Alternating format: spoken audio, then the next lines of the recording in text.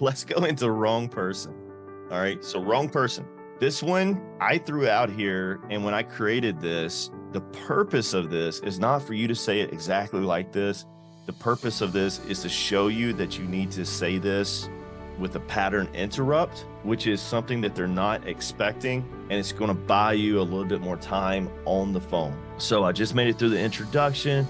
They're like, nope, this is not Kimberly. Can't help you. Most callers, they sound like this. They go, oh, okay, thanks for your time. Click, bye.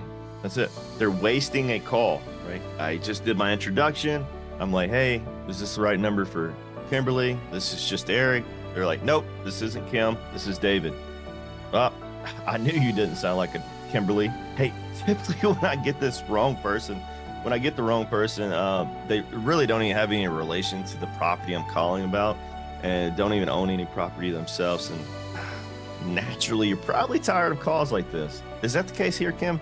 So I used the script as a framework and I put it in my own words. It's really hard to read this line for line because you got to give it a lot of tonality. In order to give it tonality, you need to make it yours. You need to make it sound like Kimberly is talking, because if you sound like a robot, you're not going to make it far in this line of business. All right. So again, not the right person. Not you. Oh, darn it. Yeah. Hey, typically when I get the wrong person, listen, you don't even have any relation to this property that I'm calling about. And you probably don't even own any property yourself that you're looking to sell, do you? Right? Something totally different, right? But it's still the same framework. Questions on this one, Kimberly? Okay. But that's a pattern interrupt, and then you're giving them a reverse, and you're buying yourself a little bit more time on the phone in order to trigger a lead.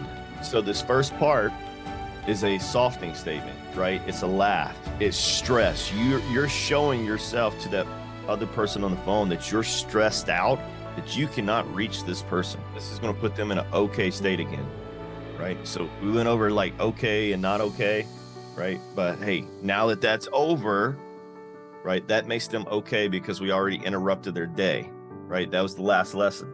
On this one, we're talking about wrong person. So you're going to do a pattern interrupt and you're going to tell them, hey, it's okay, not you. This happens all the damn time. I can't believe this. And typically you don't even own any property when I do call you. So it's just a complete waste of my time.